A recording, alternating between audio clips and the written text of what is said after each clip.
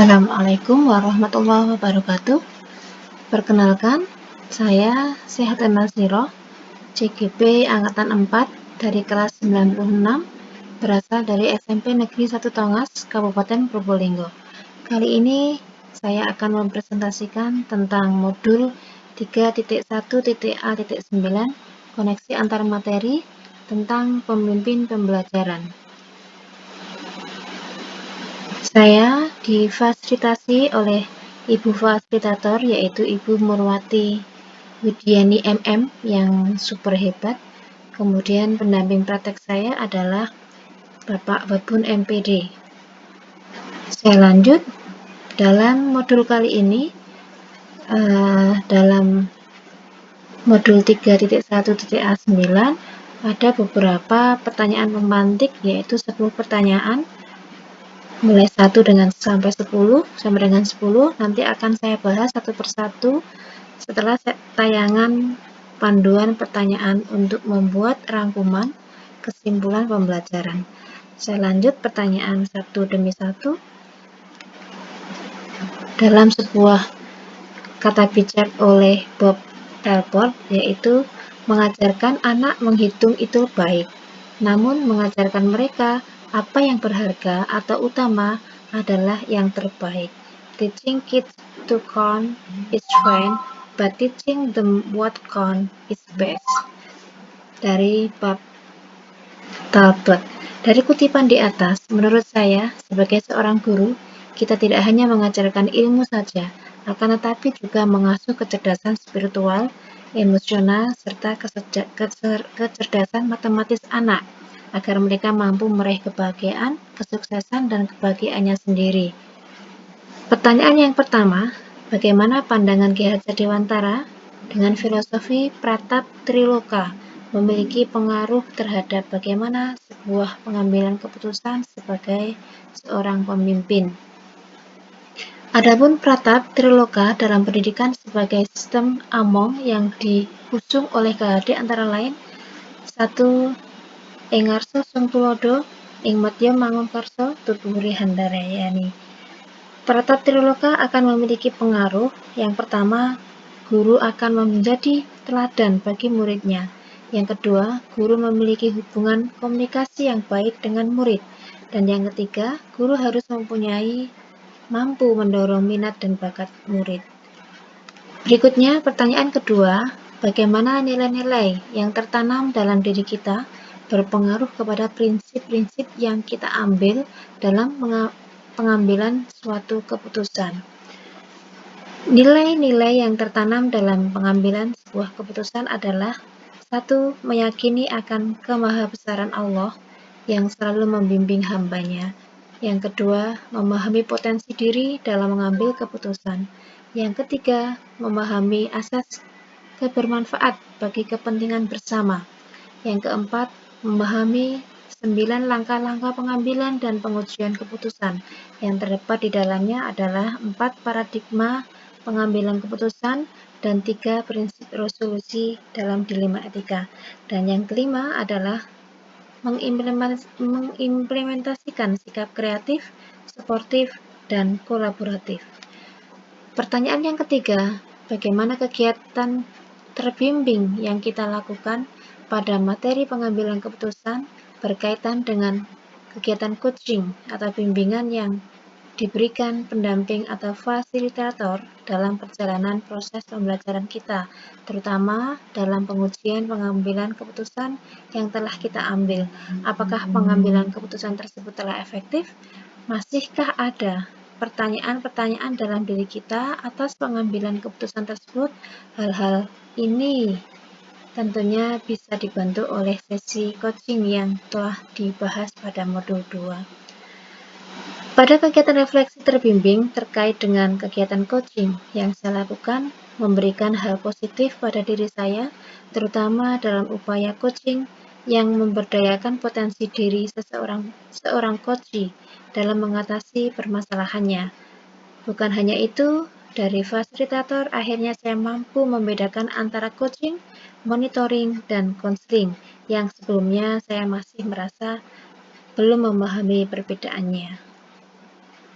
Pertanyaan keempat, bagaimana kemampuan guru dalam mengelola dan menyadari bahwa aspek sosial emosionalnya akan berpengaruh terhadap pengambilan keputusan. Dalam pengambilan keputusan, pembelajaran seorang guru dipandang mampu mengelola KSE-nya atau kompetensi sosial dan emosional apabila dapat memutuskan suatu pembelajaran dengan bijaksana dan efektif, efisien, serta menerapkan 5 KSE, yaitu 1. Kesadaran diri, 2. Pengelolaan diri, 3. Empati, 4. Kemampuan bekerja sama, dan 5. Pengambilan keputusan yang bertanggung jawab.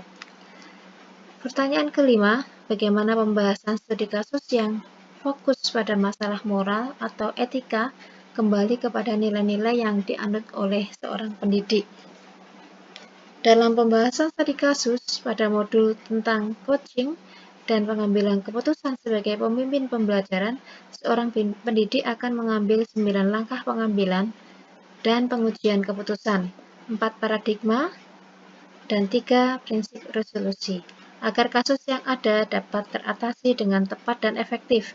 Contoh, sebuah kasus lebih tepat digolongkan sebagai dilema etika ataukah rujukan moral. Seorang pendidik harus mampu mengidentifikasikannya.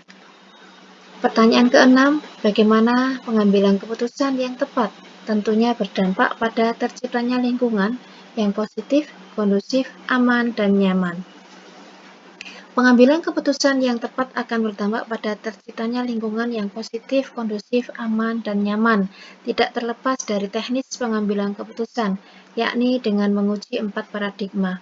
1. Individu lawan masyarakat, individu versus community. 2. Rasa keadilan lawan rasa kasihan, justice versus mercy. Kemudian kebenaran lawan kesetiaan, truth versus loyalty. Dan 4. Jangka panjang lawan jangka pendek, short term versus long term. Saya lanjutkan pertanyaan yang ketujuh, yaitu selanjutnya, apakah kesulitan-kesulitan di lingkungan Anda yang sulit dilaksanakan untuk menjalankan keputusan-keputusan terhadap kasus-kasus dilema etika ini? Apakah ini kembali ke masalah perubahan paradigma di lingkungan Anda? Dalam kasus dilema etika memang terkesan sulit karena sebuah situasi dilematis, yaitu benar lawan benar.